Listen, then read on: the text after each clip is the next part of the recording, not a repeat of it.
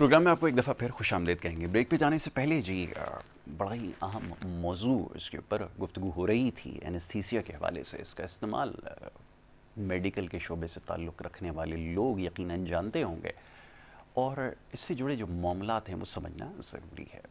इसके ऊपर गुफ्तगू कर रहे थे। आज बड़ा ख़ास पैनल यहाँ पर हमारे साथ मौजूद है। बड़ी खूबसूरत गुफ्तगू अब तक हुई है, यकीनन समझने का बहुत कुछ मौका मिल रहा है और जो इस तरफ नौजवान आना चाहते हैं उनके लिए भी इसमें बहुत कुछ है सीखने के लिए। डॉक्टर मिर्ज़ा अली अज़हर साहब कुछ देर पहले गुफ्तगू कर रहे थे। डॉक्टर साहब, अब बहुत सारे मराहिल हैं, प्रोटोकॉल्स की आपने निशानदही की जिनको फॉलो करना ज़रूरी है। पोस्ट थेरेपी या ट्रीटमेंट भी एक सिलसिला होता है। एनेस्थीसिया देने के बाद का जो मरहला है, मैं चाहूँगा उन मराहिल के हवाले से तो आप बता दीजिए। जो अभी आप गुफ्तगू कर रहे थे वो क्या होते हैं, उनको कैसे फॉलो किया जाता है? जी पोस्ट ऑपरेटिव केयर, अच्छा इसमें दो तीन बातें बड़ी अहम है जी। आजकल का जो ज़माना है वो बहुत तेज़ ज़माना है। बिल्कुल सही। हर चीज़ जो है वो की पेस बढ़ गई है चीज़ की। तो जाहिर है कि मेडिसिन और सर्जरी और एनेस्थीसिया ये भी इससे मुबर्रा नहीं है। जी जी। और दूसरी बात अहम जो मतलब मुझे बतानी चाहिए और हमारे नाज़रीन को पता होना चाहिए लोगों को कि दुनिया में आज सर्जरी के शोबे में जितनी भी तरक्की हो रही है दुनिया में, जितनी भी तरक्की दुनिया भर की जो सर्जरी इस वक्त हो रही है पूरी दुनिया में, लेप्रोस्कोपिक हो रही है तो रोबोटिक हो रही है तो फला हो रही है, the all credit goes to anaesthesia. इसलिए कि अगर एनेस्थीसिया नहीं है, एनेस्थीसिया अगर नहीं दे सकते, इसलिए कि हमारे पास एक दिन का बच्चा भी आता है जी। उसको कोई ऐसी कॉम्प्लिकेशन है कि उसके अंदर की कोई आंत जो है मतलब है कि वो कोई पेच पड़ा हुआ है, मिसाल के तौर पर उसको हर्निया बना हुआ है, ऐसा ही है, उसको उसी वक्त सर्जरी करनी है। अभी पैदा हुआ है, पैदा होने के 1 घंटे के अंदर अंदर सर्जरी करनी है। उसकी सर्जरी हो जाएगी आराम से, मतलब 1 घंटे के बच्चे की भी सर्जरी, 2-4 घंटे की भी सर्जरी हो जाएगी। दिल में सुराख है उसके तो उसकी सर्जरी फ़ौरन हो जाएगी। इट इज़ बिकॉज कि एनेस्थीसिया में हमने इतनी तरक्की की है कि हम ऐसा बच्चा कि जिसका वजन जो है पैदा होते हुए 1 किलो से भी कम हो, हम उसको भी एनेस्थीसिया दे के मतलब आराम से और उसकी सर्जरी करा सकते हैं, जो आज से पहले के ज़माने में ये मुमकिन नहीं था। और एक शख्स अगर उसकी उम्र 100 साल की है, मतलब 98 ईयर्स की एज तक के तो पेशेंट को मैंने एनेस्थीसिया दिया है। 100 साल वाले को तो नहीं दिया, लेकिन 100 साल की है, 100 साल से ज़्यादा भी है, वो भी हमारे लिए कोई मसला नहीं है। तो ये एक तो रेंज हमारी बहुत ज़्यादा बढ़ गई है। जो तरक्की दुनिया में आज तक हुई है उसके लिए एनेस्थीसिया का जो वो है मतलब सेहरा या उसके एनेस्थीसिया की जो रिस्पॉन्सिबिलिटी है वो उसको जाती है कि एनेस्थीसिया ने पॉसिबल बनाया है सर्जन्स को ऐसा पेशेंट देना कि वो कंफर्टेबली उसकी सर्जरी परफॉर्म कर सके। बिल्कुल ठीक है। दूसरी बात यह है कि आजकल एक तरीक़ाकार दुनिया में जो राइज हो गया है वो डे केयर सर्जरी का हो गया है जी। And that's a beautiful idea.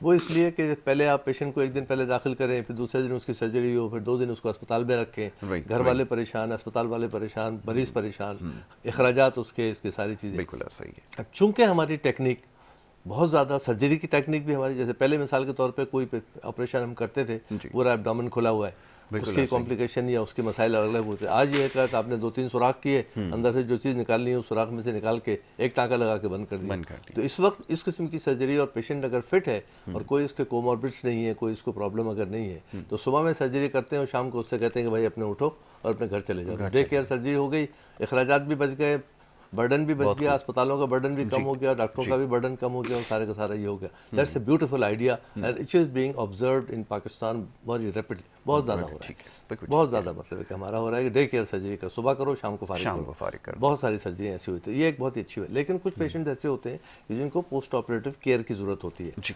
जो ओल्ड एज पेशेंट है या उनको कुछ और को या लंबी सर्जरी है। जाहिर है कार्डियक अगर किसी का आपने वो किया है, मतलब बाईपास किया है, तो वो ये नहीं है कि मतलब आपने अभी सर्जरी की और शाम को भेज देंगे, ऐसा पॉसिबल नहीं होता। किडनी की आपने किसी बहुत बड़ी सर्जरी, कैंसर सर्जरी आपने की है, या अगर चेस्ट की कोई सर्जरी हुई है इस टाइप की, तो उसको ऑब्वियसली मतलब उसको अखबार उसमें अस्पताल में रहना पड़ेगा, उसको देखना पड़ेगा, और जब वो स्टेबल हो जाएगा पेशेंट, इस काबिल हो जाएगा कि अपनी मेडिसिन को घर जाके, या बहुत सारी आईवी इंजेक्शंस लग रहे होते हैं पोस्ट ऑपरेटिव, अब वो घर में लगाना जो है मुमकिन नहीं होता। मुमकिन हो भी सकता है लेकिन उसके मसाइल पैदा हो सकते हैं। तो वो बेहतर ये है कि हॉस्पिटल के एटमॉस्फेयर में रहे और वहाँ पे under the vigilance, under cover doctors की निगरानी में, और वो सारे के सारा करके, लेकिन जब डॉक्टर मुतमईन हो जाए कि हाँ इस पेशेंट जो है अब घर जाके इत्मीनान से अपने कंटिन्यू कर सकता है अपने ट्रीटमेंट को, तो फिर हम उसको हम घर भेज देते हैं उसको। तो ये पोस्ट ऑपरेटिव केयर जो है ये हर जगह पे फॉलो होती है और सारे अस्पतालों में।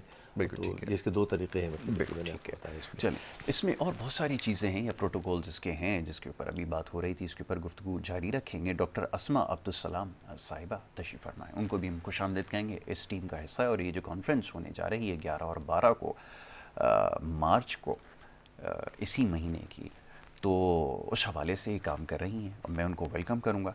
अब डॉक्टर साहब ये बताइए कि यंगस्टर्स को इंगेज करना, एजुकेशन की बात की, सीनियर लोग बैठे हुए हैं, इनसे बहुत कुछ सीखने का मौका मिलता है। अब ये आप लोगों के ऊपर है, ये यंगस्टर्स के ऊपर है, इससे कैसे फ़ायदा उठा सकते हैं, उनको इंगेज करना कैसा लगता है और क्या फीडबैक मिलता है, ये ज़रा बताइएगा। और फिर इसमें जो टेक्निकलिटीज़ इन्वॉल्व हैं, इसमें जो बहुत सारी और जिद्दतें आ रही हैं इससे फेमिलियर रहने के लिए, उसके ऊपर काम करने के लिए क्या कुछ हो रहा है, ये ज़रा बताइए जी। Thank you so very much हम लोग को यहाँ पे इनवाइट करने के लिए। स्पेशली हमारी जो कॉन्फ्रेंस आ रही है 11 और 12 मार्च को, अभी 2 दिन के अंदर, उससे पहले, ताकि लोगों में ये अवेयरनेस आ जाए कि हम लोग एक्चुअली करते क्या हैं और anaesthesia, what anaesthesia is all about. Exactly. तो आप लोगों का बहुत शुक्रिया कि आप लोगों ने हमें इनवाइट किया। मैं एज अ जनरल सेक्रेटरी ये बहुत कॉन्फिडेंस से कह सकती हूँ कि पाकिस्तान सोसाइटी ऑफ एनेस्थीसियोलॉजिस्ट जो है वो पूरे मुल्क की रिप्रेजेंटेटिव सोसाइटी है, जिसमें सिर्फ कराची चैप्टर नहीं है, हमारे और भी डिफरेंट चैप्टर्स इन्वॉल्व हैं, जिनमें मुल्तान चैप्टर है, पेशावर चैप्टर है, लाहौर है, इस्लामाबाद पिंडीस हैं। तो वर्ल्ड पूरे नेशन वाइड हमारे चैप्टर्स हैं, जिनमें डिफरेंट हमारी फैकल्टी मेम्बर्स हैं और एनेस्थीसिया के सीनियर लोग हैं जो कि इसमें इन्वॉल्व हैं। जहाँ तक जूनियर्स को इन्वॉल्व करने की बात है और जहाँ तक जूनियर्स की रिप्रेजेंटेशन की बात है, तो you can see I am not the only one जो कि जूनियर कैडर के कंसल्टेंट्स में या जूनियर कैडर के डॉक्टर्स में आते हैं। हमारी सोसाइटी सिर्फ सीनियर्स को ही रिप्रेजेंट नहीं करती, जूनियर्स भी इसमें सेंट्रल पोजीशंस के ऊपर होते हैं। इट्स नॉट अबाउट कि कोई एक बंदा इसको लीड कर रहा हो, we have so many other executive members, cabinet members who comes in, हमारी डिफरेंट मीटिंग्स होती हैं उनमें आते हैं। और जहाँ तक उनकी इंगेजमेंट की बात है, तो ये जो कॉन्फ्रेंसेज होती हैं ये वन ऑफ द मोड और द मीडियम है जिसमें हम अपने जूनियर्स को भी इन्वॉल्व करते हैं। तो बेसिकली जो कॉन्फ्रेंसेस होती हैं ये इसमें सीनियर्स की जो टॉक्स होती ही होती हैं, जिनमें वो एनेस्थीसिया की डिफरेंट टॉपिक्स जो भी थीम रिलेटेड हैं उसमें अपनी स्पीचेस या अपनी टॉक्स दे रहे होते हैं। लेकिन जो जूनियर कैडर हैं उनको भी हमारे यहाँ इन्वॉल्वमेंट इन द सेंस इस तरह से रखा जाता है कि उसमें फ्री पेपर और पोस्टर प्रेजेंटेशन होती है। जो फ्री पेपर प्रेजेंटेशन होती है वो बिल्कुल एक समझें एक आम आवाम को बताने के लिए एक छोटी सी टॉक होती है जो कि 10 मिनट के अंदर उन जूनियर्स या उन ट्रेनीज़ ने करनी होती है। और जो वहाँ पे जूरी बैठी हुई होती है, जो सीनियर्स बैठे हुए होते हैं, वो उनको जज करते हैं, उनको असेस करते हैं और इसमें हम गोल्ड मेडल भी देते हैं जो बेस्ट प्रेजेंटर होते हैं जूनियर्स में। और इसके अलावा जिन लोग ज़ाहिरी बात है we have time constraints as well in the conference, तो इसके अलावा जितने भी पोस्टर्स, जितने भी पेपर्स या जितने भी ये जो काम होता है, रिसर्च होता है जूनियर्स का, वो हम फिर पोस्टर में प्रेजेंट करवाते हैं और उसमें भी ऑब्वियसली प्राइस इसकी मॉनिटरिंग भी हो रही है कि सक्सेस रेट क्या है, फेलियर्स कहाँ पर आ रहे हैं, उनकी भी मॉनिटरिंग हो रही है। अगर हम कॉन्फ्रेंस के हवाले से बात करें तो कॉन्फ्रेंस के हवाले से तो देखें हर जगह की अपने अपना अलग तरीका होता है कॉन्फ्रेंस करने का और हर सोसाइटी का अपना एक तरीका होता है कॉन्फ्रेंस करने का।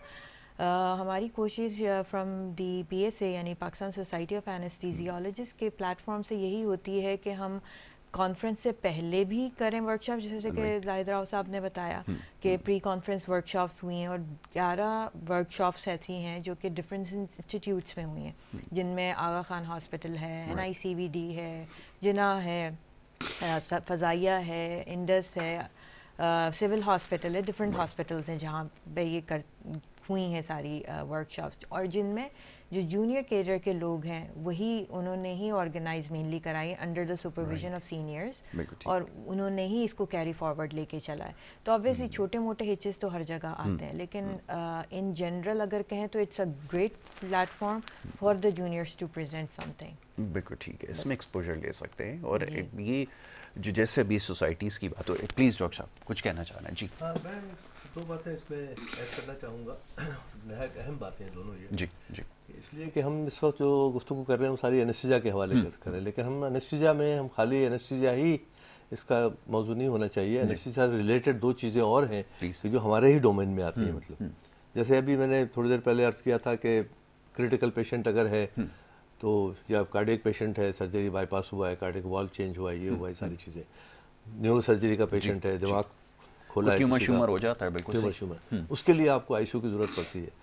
तो इंटेंसिव केयर यूनिट्स जो होते हैं या आईसीयू जिसको हम कहते हैं उसमें, ये एनेस्थेटिस्ट होते हैं जो एनेस्थीसिया करने वाले, वो उनका ही डोमेन होता है कि वही उस पेशेंट को पोस्ट ऑपरेटिवली मैनेज कर सकते हैं जिन्होंने उसको मतलब कि एनेस्थीसिया में रखा है उसका। ये हमारी ही फील्ड है, हमारी ही फील्ड का एक्सटेंशन है। अब वो इतनी बड़ी हो गई है कि अब इस वक्त ये हो रहा है कि एनेस्थीसिया में अगर आप फेलोशिप करें, अपनी आपकी तालीम हासिल करें, उसके बाद आप चाहें तो आईसीयू के अंदर इंटेंसिव केयर के अंदर एक अलग से फेलोशिप कर लें, then you become a fellow. ठीक है। उसके बाद तीसरी जो अहम चीज़ है वो जो मैं बताना चाहूँगा कि पेन। हमारा एनेस्थेटिस्ट का जो हमारी एक स्लोगन है वो ये, let there be no pain. इसलिए कि अगर हम एनेस्थीसिया कर रहे हैं, एनेस्थीसिया का मतलब सुन कर देना किसी चीज़ को, यानी पेन फ्री रखना। पेन फ्री रखना भी मानो ये खाली सुलाना जगाना नहीं है, मतलब you have to keep our patient pain free, वो बहुत ज़रूरी बात है। Let there be no pain, या ये कि उसका दूसरा उर्दू में हम कहते हैं दर्द क्यों सहें। बहुत हाँ, ऐसा ही दो बातें हैं ये। तो ये हम अब समझते हैं कि हमारे मरीज जो है न सिर्फ ये कि ड्यूरिंग सर्जरी या सर्जरी के बाद का पेन, बल्कि पेन बेसिकली किसी भी किस्म का हो, मतलब जो क्रॉनिक पेन होते हैं ना, मरीज बेचारे पेन से सफ़र कर रहे होते हैं, तो this is also the domain of anaesthetist. तो इस वक्त जो है हमारे एनेस्थीसिया के डिपार्टमेंट्स हैं तमाम बड़े बड़े हॉस्पिटल में, हर बड़े हॉस्पिटल में और छोटे मोटे अस्पताल है, वहाँ भी तख्ती तो लगी होती है, कम से कम आईसीयू, अंदर कुछ भी ना हो लेकिन तख्ती नाम की कोई चीज़ होती है, भाई आईसीयू, कम से कम मॉनिटरिंग होती है वहाँ पे। किसी किसी जगह वेंटिलेटर भी एक आध होता है, लेकिन बड़े हॉस्पिटल में जो कंप्लीट आईसीयू होते हैं उसमें न सिर्फ मॉनिटरिंग होती है बल्कि आईसीयू के वेंटिलेटर्स होते हैं पेशेंट्स के लिए, कि आप वेंटिलेट कर सकते हैं पेशेंट को 1 दिन 2 दिन 4 दिन, महीना 2 महीना, मतलब है कि वेंटिलेटर पर रख सकते हैं इफ़ रिक्वायर्ड। दूसरी बात ये थी कि पेन क्लिनिक्स जो है ना, आजकल हमारे तकरीबन जितने भी हॉस्पिटल्स हैं ना, उसमें पेन क्लिनिक्स अलग से काम कर रहे हैं। उसमें एक तो पेन मतलब नहीं, पेन मुख्तलिफ किस्म का होता है ना, जोड़ों का पेन किसी को हो रहा है, कैंसर का पेन हो रहा है, हेडेक्स हो रहे हैं, मतलब स्प्रेन्स आ रहे हैं बॉडी में, मसल स्पाज़म्स हो रहे हैं, मतलब मुख्तलिफ किस्म के पेन होते हैं। तो उस पेन का इलाज करने के लिए ये मतलब लोगों को अवेयरनेस होनी चाहिए कि जैसे हमारे पब्लिक सेक्टर हॉस्पिटल में भी, सिविल में और मतलब यहाँ पे ज़ियाउद्दीन में भी, इसमें मतलब पब्लिक में प्राइवेट में दोनों में हर जगह पे पेन क्लिनिक आप जाए, पेन क्लिनिक के अंदर पेन के स्पेशलिस्ट बैठे हुए हैं, उसमें भी फेलोशिप हो रही है। अच्छा। लोग उसमें भी मतलब आला तालीम जो दुनिया में है वो उसको हासिल कर रहे हैं, तो उससे लोगों को बहुत फ़ायदा होता है कि पेन की सफरिंग से बच जाती है। उसके साथ साथ फिर एक शिकायत भी मैं आपके थ्रू, आपके इस चैनल के थ्रू करना चाहूँगा। वो शिकायत ये है कि इस वक्त जो पेन की बेहतरीन दवाएँ दुनिया में अवेलेबल हैं, उसकी पाकिस्तान में पेन की दवाओं के हवाले से हम लोग थोड़े बदनसीब हैं। अच्छा। इसलिए कि वो जो दवाएं बनती हैं ओपियाइड जिसको हम कहते हैं डेरिवेटिव्स हैं, वो ओपियम से बनती हैं। वो जी ओपियाइड डेरिवेटिव का होता है, ओपियम से बनती है। ठीक है। अब उसमें थोड़ा सा नशे का एलिमेंट भी होता है वो जी। तो वो दवाएं आपको किसी ऐसी जगहों पे तो मिल जाएंगी कि जहाँ पे हीरोइन बिक रही है और जहाँ पे चरस बिक रही है, वो दवाएं भी वहाँ से मिल जाएंगी आपको। ठीक है। लेकिन अगर आपको अपने मरीज के लिए अगर आपको चाहिए तो उसके लिए आपको एक लाइसेंस लेना पड़ेगा, एप्लीकेशन देनी पड़ेगी, परमिशन लेनी पड़ेगी। वो फ्रीली अवेलेबल हमें मतलब बहुत मुख्तलिफ यानी जगह पे बहुत ही यानी मुख्तसर किसी जगह पे अवेलेबल हैं, लेकिन फ्रीली हम तमाम एनेस्थेटिस्ट को वो दवाएं कि जो पेन के लिए खास तौर पे during surgery and after surgery हम इस्तेमाल करना चाहते हैं। डीआरएस इस सिलसिले में कोई मशावरत या कोई मशावरत वगैरह हमने बहुत कोशिश की है इसके लिए, हम मतलब सोसाइटी ऑफ एनेस्थीसिया भी काम करते रहे हैं, लेकिन वो उसके ऊपर जो कदगने हमारे यहाँ होती है ना, हमारे सिस्टम में ये है कि मतलब कोई चीज़ है मतलब थोड़ा सा बजाय इसके कि उसको मतलब उसकी बुराई को रोकने के आप उस चीज़ को ही रोक दें। मतलब नहीं, वो ड्रग मैनेजमेंट तो हमारे यहाँ क्योंकि है नहीं ना कि जो मेडिसिन और बहुत सारे ड्रग रेगुलेटरी अथॉरिटी वगैरह जो है मतलब उनकी रिस्पांसिबिलिटी है, मिनिस्ट्री ऑफ हेल्थ की रिस्पांसिबिलिटी है, सबकी रिस्पांसिबिलिटी है। और मैं चूंकि न सिर्फ एक एनेस्थीसिया का और पीएसए का एक मतलब आम कारकुन हूँ, मैं मेरा ताल्लुक पाकिस्तान मेडिकल एसोसिएशन से भी है, मैंने हाईएस्ट लेवल पे मतलब पीएमए में काम किया है और अभी भी मतलब पीएमए से एसोसिएटेड, तो उस लेवल से वहाँ से भी मतलब आवाज़ उठाई गई है। लेकिन इसकी कोई खातिर खा हमें नतीजा इसका, तो ये बात अगर मेरी कहीं तक पहुँच जाए कि हमारी जो दवाएं जो अवेलेबल होनी चाहिए हमारे यहाँ, जो टॉप मोस्ट दुनिया में अवेलेबल है, मतलब सारी चीज़ें दुनिया की जो है वो ऑलमोस्ट हमारे यहाँ है, तकरीबन है हमारे यहाँ, मतलब एवरीथिंग जो अवेलेबल इन द वर्ल्ड, मतलब चाहे मॉनिटरिंग हो, चाहे ये हो, चाहे वेंटिलेटर, सब यहाँ पहुँच जाती है। लेकिन दवाओं के मामले में थोड़ी सी हमारी और हमारे मरीजों की बदनसीबी है कि वो प्रॉपर दवाएँ जो हमें चाहिए होती है वो हमें नहीं मिलती है। नहीं बात नहीं, बिल्कुल ठीक जी। डॉक्टर साहब आप फरमाइए, अब वक्त कम है और मुकाबला सख्त है, सवाल तो बहुत सारे हैं क्योंकि बड़ी वास्ट फील्ड है, इसमें बहुत कुछ समझने की ज़रूरत है और यकीन बहुत सारी चीज़ों के बारे में ऐसे भी इल्म हुआ है कि जो मुझे से जो कम फहम लोग हैं उनको समझ में आ रही है, और यकीनन जो डॉक्टर्स ये प्रोग्राम देखते हैं, फॉलो करते हैं, उनको भी यकीनन बहुत सारी चीज़ें। तो एक ये जो डोमेन की बात होती है ना, ये पाकिस्तान में लफ्ज़ में इस्तेमाल नहीं कर सकता, वो हमारे यहाँ हर कोई एक लाइन क्रॉस करता है। अभी डॉक्टर साहब ने जैसे मुझे बताया कि आईसीयू के अंदर भी क्या कुछ देखना है और किसकी रिस्पॉन्सिबिलिटी होती है, ये शायद हमारे यहाँ अभी तक लोगों को इस बारे में नहीं। आगे क्या करने का इरादा है इस हवाले से, और जैसे अभी बात हो रही है कि टेक्नोलॉजी बहुत ज़्यादा वास्ट होती जा रही है, जिद्दत आती जा रही है, फिर इसको तालीमी इदारों तक पहुँचाना, ये तमाम चीज़ें कि जो कुछ हो रहा है इसके मेक श्योर करने के लिए क्या हो रहा है? देखिए, इसमें तो ऑलरेडी एनेस्थीसिया की जब हम बात करते हैं, इनफैक्ट जैसे कि बाकी की स्पेशलिटीज़ हैं, सर्जरी है, मेडिसिन है, इसी तरह एनेस्थीसिया खुद भी एक सर्टिफाइड फील्ड है। सर्टिफाइड इन द सेंस कि हमारा college of physicians and surgeons Pakistan है, जो कि वो इदारा है जो सबको सर्टिफिकेशन देता है, सर्टिफाइड एज एन के वर्ल्ड ओवर भी इसकी एक रेपो है, और जो कि मेन इदारा है जिसके अंडर से सारी स्पेशलिटीज़ निकलती हैं। हमारी ना सिर्फ ये कि फैकल्टीज़ वहाँ पे मौजूद हैं, हमारा पूरा डिपार्टमेंट वहाँ पे मौजूद है, बट हमारा जो ये फील्ड है एनेस्थीसिया, वो वहाँ की रिकग्नाइज्ड फील्ड है। अब CPSP के अंडर से जो ट्रेनिंग प्रोग्राम्स निकलते हैं, उनमें मेनली FCPS है जो कि फेलोशिप है, और MCPS है जो कि मेंबरशिप इन एनेस्थीसिया। ये दो वो जिसे कहते हैं ट्रेनिंग प्रोग्राम्स हैं। एक 2 साल का है MCPS, और FCPS 4 साल का होता है। और उसके बाद जैसे मिर्ज़ा साहब ने फरमाया कि सब स्पेशलिटीज़ होती हैं, पेन मैनेजमेंट है, क्रिटिकल केयर है, ऑब्स्टेट्रिक एनेस्थीसिया है, कार्डियोथोरेसिक एनेस्थीसिया, डिफरेंट फील्ड्स हैं जिनमें हम फर्दर सेकंड फेलोशिप्स भी कर सकते हैं। ये तो वो हो गई जो CPSP एक्रेडिटेड हैं। इसके अलावा जो हमारे मुल्क में या पाकिस्तान में इंडिविजुअलाइज्ड जिसे कहते हैं इंस्टीट्यूशन बेस्ड होती हैं, उनमें MS है, डिप्लोमाज हैं, बट ऑब्वियसली हर एक की अपनी अपनी प्रेफरेंसेस होती हैं। बट आप अगर PSA में भी देखेंगे, इन जनरल भी, तो ज़्यादा लीड क्योंकि वो फैकल्टी पोजीशन हो जाती है आपकी, तो MCPS और FCPS हैं जो कि इस वक्त जितने भी बड़े इंस्टीट्यूट हैं उनमें लीड कर रहे हैं, और वही ट्रेन करते हैं अपने जूनियर्स को, फिर आगे आते हैं। तो इट्स नॉट कि आप एक दिन में एनेस्थेटिस्ट बन गए, इट्स लाइक कि आपको एक सर्टन प्रोसीजर, सर्टन ईयर्स देने पड़ते हैं, जिसके बाद आप आहिस्ता आहिस्ता पहले स्पेशलिस्ट कैडर में आते हैं, रजिस्ट्रार कैडर में आते हैं, फिर असिस्टेंट प्रोफेसर बनते हैं, फिर एसोसिएट होते हैं, then you become a professor. Consultant obviously any post is a consultant post. Consultant post basically hospital post होती है कि जिन्होंने एक प्रोग्राम कर लिया है, उसमें एग्ज़ाम क्लियर कर लिया है, now they are eligible to give exam, तो स्पेशलिस्ट हो गए या कंसल्टेंट हो गए। लेकिन जो फैकल्टी पोजीशंस होती हैं वो फिर इस तरीके से अपवर्ड्स जाती हैं। बिल्कुल ठीक है डॉक्टर साहब, बातें तो बहुत सारी हैं लेकिन वक्त की कमी जो है वो आड़े आ रही है। जैसे आपने बड़े काम किए अभी और एक बड़ा स्ट्रॉन्ग मैसेज भी दे डाला है। आखिर में चाहूँगा अगर कोई पैगाम देना चाहें या डॉक्टर्स के लिए यंग, तो ज़रूर दीजिए जी। बस पैगाम यही है कि एनेस्थीसिया के हवाले से मतलब हमारे अवेयरनेस थोड़ी कम है लोगों में, और उसको वो इम्पोर्टेंस मिलनी चाहिए कि जो ड्यू इम्पोर्टेंस है, जो उसकी रिस्पॉन्सिबिलिटीज़ हैं, और जो लेकिन अब बढ़ रही है, मतलब इसमें अवेयरनेस बढ़ रही है, लोगों को पता चल रहा है। अब पहले तो बिल्कुल पसे पर्दा हमारा किरदार होता था, मतलब कि पर्दे के बाहर भी थोड़ा सा हम लोग नज़र आते हैं। और यंग जनरेशन से मैं ख़ासतौर से कहूँगा कि इस वक्त जिससे डिसिप्लिन्स जो हैं, उसके अलावा एनेस्थीसिया की फील्ड अभी भी काफ़ी हद तक, मतलब आज से 20-50 साल पहले जैसे मैंने अर्ज़ किया कि पूरी कराची में 10-12 लोग थे, इस वक्त मतलब हमारे जो इंस्टीट्यूशंस हैं वहाँ पे अच्छे खासे नए लोग, नए बच्चे इसमें आ रहे हैं। और चूँकि इसकी फील्ड बढ़ गई है, इसकी मतलब डोमेन इसके बढ़ गए हैं, तो लोग मतलब एक फेलोशिप के बाद दूसरी फेलोशिप भी करने में इंटरेस्टेड हो रहे हैं इसमें, तो बच्चे इसमें आए इसलिए कि यहाँ पे न सिर्फ ये कि इसका स्कोप बहुत ज़्यादा है एनेस्थीसिया का, अभी भी बहुत ज़्यादा ज़रूरत है क्वालिफाइड एनेस्थेटिस्ट की, क्वालिफाइड एंड सेफ एनेस्थेटिस्ट की। ठीक है, लेकिन उसके अलावा यहाँ से अगर पाकिस्तान से बाहर कदम रखें तो वहाँ भी बहुत रिक्वायरमेंट है, और वहाँ भी हमारे एनेस्थेटिस्ट जो हैं जैसे ही मतलब किसी मुल्क में जाते हैं वो फ़ौरन जाकर उस सिस्टम में एब्जॉर्ब हो जाते हैं, और उनके लिए मतलब कि बहुत रास्ते बहुत खुले हुए रास्ते उनके लिए, तो it's a good career and बहुत अच्छा एक वो है। और एनेस्थेटिस्ट जो होता है उसका अपना एक एटीट्यूड होता है एनेस्थेटिस्ट का, जो बाकी डॉक्टरों से और बाकी फील्ड से मुख्तलिफ होता है, इसलिए कि एनेस्थेटिस्ट हर किस्म के लोगों से, हर किस्म की एज ग्रुप से, हर किस्म की एनेस्थीसिया से, हर किस्म की बीमारियों से, मतलब है कि आदमी को अपने आप को अपडेट रखना पड़ता है। स्टडी करने का उसका इलाज शायद ना कर सके, लेकिन उसको ये पता होता है कि इस मरीज़ को अगर चेस्ट का प्रॉब्लम है, कार्डियक प्रॉब्लम है, तो हमने इसको एनेस्थीसिया देके उससे निकालना कैसे, तो उसकी नो हाउ हमें मतलब कि होनी चाहिए इसको। तो ये इल्म वाली है कि इल्म और हुनर दोनों एक साथ चलते हैं इसमें, तो ये बहुत अच्छी फील्ड है।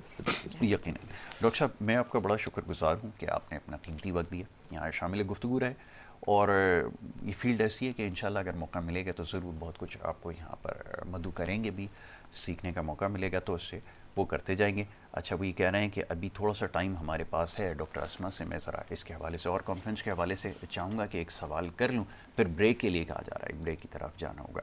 डॉक्टर अस्मा, मैसेज अगर ख़ास तौर पे, जैसे डॉक्टर साहब ने बड़ा खूबसूरत एक मैसेज दिया है, अगर आप देना चाहें यंग डॉक्टर्स के लिए ख़ास तौर पे, तो प्लीज़। मेरा सारी इन जनरल पब्लिक के लिए भी मैसेज है और हमारे डॉक्टर्स के लिए भी ऑब्वियसली सर ने मैसेज दिया है। पब्लिक के लिए ऑब्वियसली यही मैसेज है कि एनेस्थीसिया पहले कंसिडर किया जाता था, बहुत पहले, यानी जब हम अपने सीनियर्स को देखते हैं तो वो बताते हैं कि जैसे सर ने भी बताया कि 10-12 लोग होते थे, तो लोग ये समझते हैं कि बेहोशी तो कोई भी दे सकता है, और अभी भी शायद लोगों का ये कॉन्सेप्ट हो कि बेहोशी या एनेस्थीसिया तो इवन शायद एक टेक्नीशियन भी दे दे। और आई थिंक ये सिर्फ हमारी आवाम में ये कॉन्सेप्ट नहीं है, बहुत सारे जो दूर परे के जिसे कहते हैं छोटे हॉस्पिटल्स हो गए या छोटी जगह हो गई, वहाँ के डॉक्टर्स का भी ये ख्याल होता है, सर्जन्स का भी, कि चलो एनेस्थीसिया क्या लोकल लगा दिया, कुछ भी कर दिया, दे दिया, किसी को भी खड़ा कर दिया। बट हमारा जो यहाँ पे आज पॉइंट, एक मैसेज भी अगर जैसे आपने कहा मैं दूँ, तो वो यही है कि एनेस्थीसिया एक स्पेशलाइज्ड फील्ड है। इसके लिए जैसे कि आम डॉक्टर्स बनते हैं, ऐसे हम भी डॉक्टर्स बन के उसके बाद 4 साल स्पेशलाइज करने के बाद, एग्ज़ाम क्लियर करने के बाद, ऐसा नहीं है कि आपकी डायरेक्ट इंडक्शन हो जाती है। FCPS जो एग्ज़ाम होता है, हमारे आम डॉक्टर्स को भी मालूम है कि वो बहुत मुश्किल एग्ज़ाम होता है, जिसको पास करना बहुत टाइम कंज्यूमिंग भी होता है, कुछ लोगों की तो बहुत सारी अटेम्प्ट्स में हो रहा होता है। तो कहने का मकसद ये कि ये वो फील्ड है जो कि हर कोई, obviously every doctor can come in this speciality, but it has to be certified specialised way, और ये एक बहुत ही जिसे कहते हैं नाजुक फील्ड है कि इसमें हमें मरीज़ की minute to minute, beat to beat heart rate भी देखना है, ब्लड प्रेशर्स भी देखना है, मॉनिटरिंग भी करनी है, स्पेशली उस टाइम में जिस टाइम में सर्जरी हो रही है। तो इवन दो कि ये एक बहुत जिसे कहते हैं कि विजिलेंस वाली फील्ड है, लेकिन बहुत इंपॉर्टेंट फील्ड है, और लेकिन जिसे कहते हैं ना कि अनइंटरेस्टेड होते हैं लोग। तो इसमें सिर्फ एनेस्थीसिया ही नहीं है, और ये इसमें अगर आपको आने के बाद लगे कि जी एनेस्थीसिया सिर्फ आके हमें एनेस्थीसिया में कोई इंटरेस्ट नहीं हो रहा है, तो ऑब्वियसली पेन मैनेजमेंट है, ICU है, क्रिटिकल केयर है, जिसमें आपका लोगों से इंटरेक्शन हो सकता है। तो अगर किसी को आना भी है, डॉक्टर्स को भी स्पेशली, तो आएँ, और उसके बाद इसकी सब स्पेशलिटी में आप आगे जा सकते हैं। बिल्कुल ठीक है। यस, मैं आखिर में 2 छोटी-छोटी बातें कहना चाहूँगा। पहली बात तो ये कि कल जैसे हमारा दिन गुजरा है 8 मार्च, पूरी दुनिया में मनाया गया ख़वातीन का दिन, तो उसके हवाले से मैं ये कहूँगा कि एनेस्थीसिया में हमारी जो इस वक्त एक्सपेंशन हो रहा है ना, इसमें फैकल्टीज़ में, इसमें बेतहाशा लड़कियाँ जो हैं, यंग बच्चियाँ, वो इसमें इंडक्ट आए, तो ये बहुत ही खुशाइंद बात है कि हमारी ख़वातीन जो हैं, मतलब इसमें जो बच्चियाँ, लड़कियाँ जो है ना, वो यंग बच्चियाँ वो इसमें आ रही हैं, और बहुत ही खुशाइंद बात है कि वुमेन एम्पावरमेंट हो रहा है, मतलब लेकिन, और वो सीख रही हैं और अच्छी फील्ड में आ रही है। और दूसरी बात ये है कि हमारे मरीज़ को ये बात पता होना चाहिए कि मरीज़ अगर किसी अस्पताल में जा रहा है और वहाँ अगर 5 सर्जन बैठे हैं, तो ये उसकी मर्ज़ी है कि वो इससे सर्जरी कराए, इससे कराए, या तीनों से मिल ले, और जहाँ से उसका दिल मतलब मुतमईन हो उससे सर्जरी कराए कि भाई मुझे ये सर्जरी करानी, ये उसका राइट है मरीज़ का, तो चूज़ हिज सर्जन। तो उसी जितना राइट उसका सर्जन को चूज़ करने का है, लीगल एंड अखलाकी, और मतलब वो राइट उसके पास ये भी है कि अपने सर्जन से ये पूछे कि आपका एनेस्थेटिस्ट कौन है। बहुत बिल्कुल, नो योर एनेस्थेटिस्ट, ये भी हमारा एक स्लोगन है कि patient has got the right to know his anaesthetist, your anaesthetist, कि भाई मेरा एनेस्थेटिस्ट आया कोई क्वालिफाइड, पिछले के बहुत सारे शहर में ऐसे लोग हैं जो नॉन क्वालिफाइड हैं, छोटे छोटे अस्पताल में उन्होंने कहीं काम किया साल 6 महीने, और उसके बाद फिर ये कि वो काम कर रहे हैं। तो नॉन क्वालिफाइड एनेस्थेटिस्ट जो हैं, ये इलीगल है प्रैक्टिस करना उनके लिए, कि कल को अगर कोई कॉम्प्लिकेशन होती है तो हम सोसाइटी ऑफ एनेस्थीसिया वाले भी उनकी हेल्प नहीं कर सकते, इसलिए कि वो जो काम कर रहे हैं उनके पास डिग्री नहीं है, उनके पास मतलब है कि सिर्फ अपना छोटा मोटा तजर्बा है ये। तो ये एक मैसेज है कि मरीज़ को ये राइट है कि वो ये सर्जन से ये पूछे कि मेरा एनेस्थेटिस्ट कौन है, हु इज़ माई एनेस्थेटिस्ट। तो know your anaesthetist the basic right basic fundamental right of the every patient going undergoing for surgery. बहुत खूब डॉक्टर साहब। इसी में सॉरी ऐड कर दूं कि जैसे सर ने कहा know your anaesthetist, how would you know your anaesthetist? तो उसका तरीका ये है कि जब भी आप सर्जन के पास जाते हैं तो उनकी क्लिनिक में जाते हैं। इसी तरह से अब मेजॉरिटी जितने भी बड़े हॉस्पिटल्स हैं वो एक प्री ऑप क्लिनिक करते हैं। प्री ऑप क्लिनिक वो होती है जिसमें आप जब सर्जन ने चूज़ कर लिया, आपको सेलेक्ट, आपको बता दिया कि जी आपकी सर्जरी होनी है, फलानी डेट को होनी है, then you have to go to your anaesthetist. Anaesthesia जितने भी हॉस्पिटल्स हैं उनमें अपनी क्लिनिक करते हैं। क्लिनिक नहीं हो तो वो देखते हैं बाकायदा मरीज़ को सर्जरी से पहले, उनकी मेडिकल कंडीशंस, उनकी कोई लैब टेस्ट, उनकी कोई इन्वेस्टिगेशंस, वो पूरा एक प्रोसेस होता है जिसमें वो उनको असेसमेंट करके उनको फिटनेस देते हैं, जिसको हम जनरल एनेस्थीसिया की फिटनेस कहते हैं। चाहे वो जनरल एनेस्थीसिया हो, चाहे वो स्पाइनल हो यानी कमर में इंजेक्शन लगाना हो, या चाहे वो लोकल के लिए मैक या मॉनिटरिंग कुछ लोगों में ज़रूरत होती है, तो उसके लिए भी एनेस्थेटिस्ट ही उनको थिएटर के अंदर देख रहे होते हैं। तो जब ये बात आती है कि चूज़ योर एनेस्थेटिस्ट, तो चूज़ योर एनेस्थेटिस्ट में obviously you might not be knowing the name of anaesthesiologist, but at the same time you can ask your surgeon कि आप मुझे किस में मेरे एनेस्थेटिस्ट कौन होंगे, एटलीस्ट उनका पता हो और उनसे आप मिल लें और वो आपको बता दें, तो then you will be safe. और ऑब्वियसली उस वक्त आपको फिर सर्जरी के लिए आने में डर भी नहीं लगेगा कि होता है कि हम खुद शायद मुझे भी कोई सर्जरी के लिए जाना हो तो मुझे भी डर लगे कि मेरी सर्जरी हो, सर्जरी से ज़्यादा इस चीज़ से खौफज़दा होता है। बिल्कुल जी। तो इसके ऊपर इंशाल्लाह मौका मिलेगा, आगे गुफ्तगू करते रहेंगे। पोस्ट सेमिनार भी इंशाल्लाह कोशिश करेंगे, कुछ डिस्कशंस हैं जो कंडक्ट की जाए, जिसके ऊपर बात की जाए। मैं अपने मौजूद मेहमानों का बड़ा शुक्रगुजार हूँ, डॉक्टर अस्मा का, इसके अलावा डॉक्टर मिर्ज़ा अली अज़हर साहब का कि उन्होंने कीमती वक्त दिया। इससे पहले तशरीफ़ फरमा थे जाहिद अतहर राव साहब, प्रोफेसर साहब, उनसे भी बात हुई और थोड़ा कम मौका मिला, लेकिन इंशाल्लाह नेक्स्ट टाइम उनको भी जब यहाँ पर मदऊ करेंगे तो मज़ीद कुछ मामला है इसके ऊपर गुफ्तगू करेंगे। एक ब्रेक के लिए कहा जा रहा है, एक ब्रेक है, ब्रेक के बाद जो दूसरा सेगमेंट है वो जारी रहेगा। आप देखते रहिए प्रोग्राम गुड मॉर्निंग कराची।